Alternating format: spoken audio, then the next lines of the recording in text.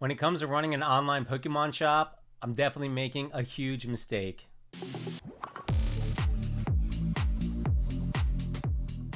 This video is for those of you who want to peek behind the curtain of what it's like to run an online Pokemon shop, whether you have interest to do it in the future or you just want to know what it's like. I'm going to break down all my numbers for 2024, how much I spent, how much I made, things like that. It's definitely been a year of trial and error for me. It was my very first year of officially selling Pokemon cards. I got all my product from distributors, sold them all online through various methods, either eBay or Shopify. And, I definitely made a lot of mistakes along the way. I'll share that as well. All right, before we get into numbers of what I sold and how much I profited, first, let's talk about how much I spent. I spent $65,000 on product in 2024, and that was across many different methods.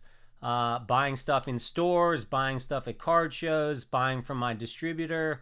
From my distributor, I spent, I want to say, $55,000, so around the other $10,000 was a mixture of card shows, in-person sales, getting deals, buying from other shops, and just building up my inventory both for stuff to resell and for ripping on this channel. Now, at the beginning of the year, I started tracking every single sale. I always wanted to know what my return on investment was, how much I was selling for each item, because if it turned out that like shipping was killing me, I wanted to be able to go and adjust on the fly right off the bat. So there's probably better ways to keep track of this, but I don't feel like any of the reports that are available in Shopify were really tracking exactly how much I was spending on each item, because what matters most is how much profit you made. So if I pay $20 for an item and I sell it for $30, I want to know that I just profited $10. If I then have to pay shipping, $5 on top of that, now we're down to $5.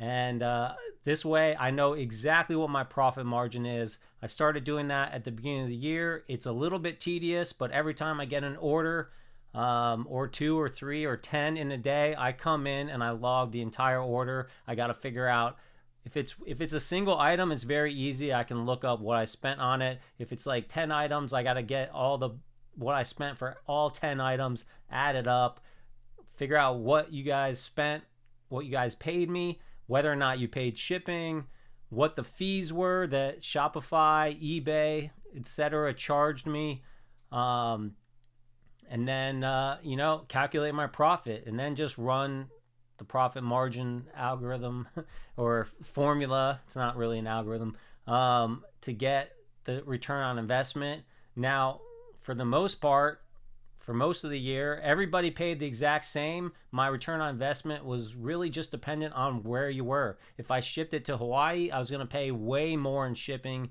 than if I shipped it to the Zone 1 here on the East Coast. Shipping is a lot cheaper if you're on the East Coast. A lot of my orders are California, so I paid the most to ship all the way to there. And I learned a lot about boxing and keeping boxes small. A difference between a box that's 16 inches long and 18 inches could cost you an extra $10. So you want to keep the boxes as small as possible. Also, I try to reuse as many boxes as I possibly can.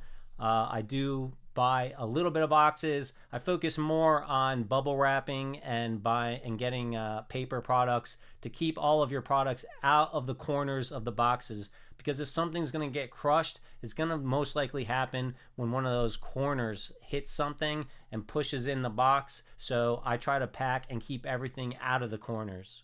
All right, I'm going to be throwing a lot of numbers at you today, but hopefully not too many. You can see here in column E that through my website and eBay, I sold $48,500 worth of product this year.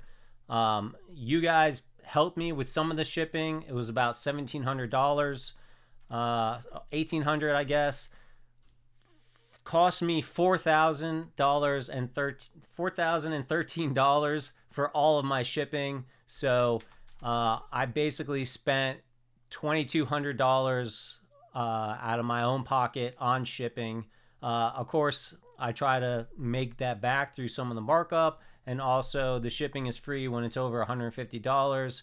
We'll see how long I can keep up with that. I'm hoping to keep it because having that pushes you guys to buy more product so that I can make move the product quicker. I don't want it sitting on the shelf. I just want to sell it off, get my return on investment. To Shopify or eBay, I spent $2,700 worth of fees. So when you subtract those, when you take how much you paid me plus the shipping you paid me, subtract my shipping and subtract my fees, I walked away with $43,795. It cost me $36,300 to buy the products that I sold, There's a lot more products I bought that didn't sell. And then my profit from there is $7,400, which sounds great. That's about a 20% return on investment. And for a year's worth of work, that's not too bad. It is a lot of work boxing up stuff.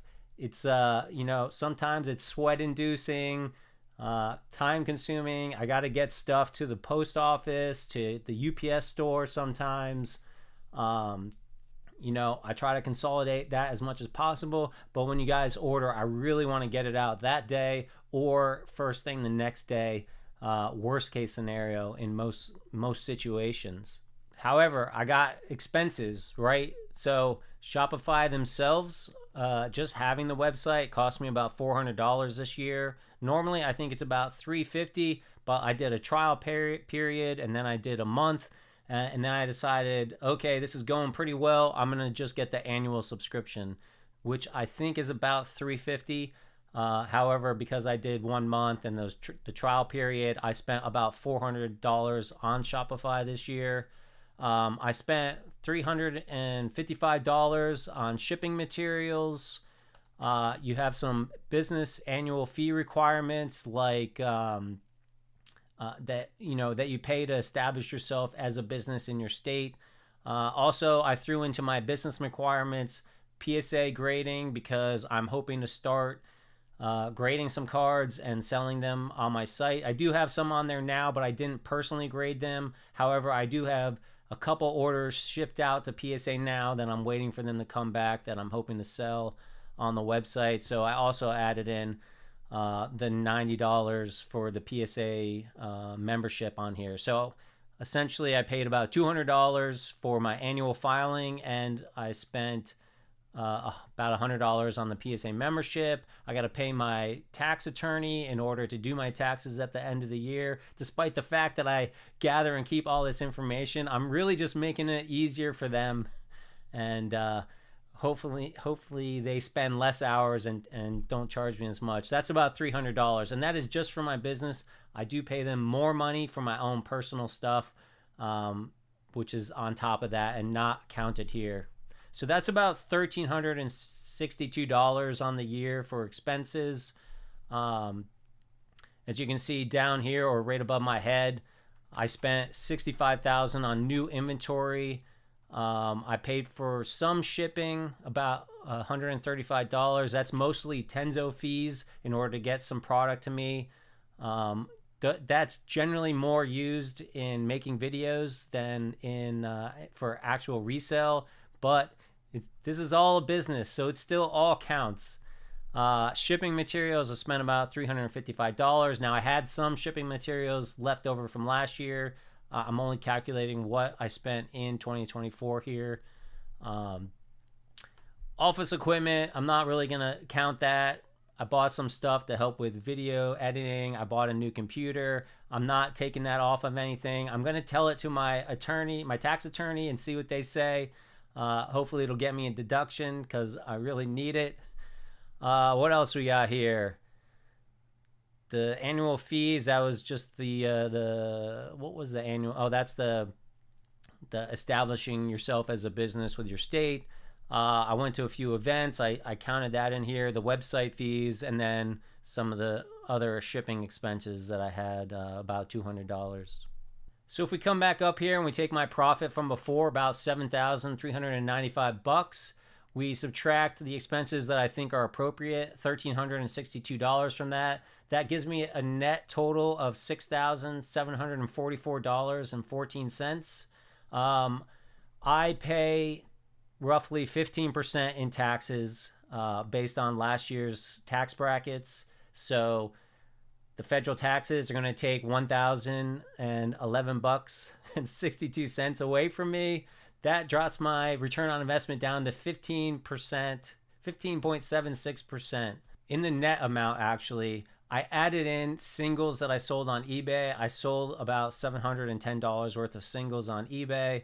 That's already factored in. And then here's the huge mistake that I made.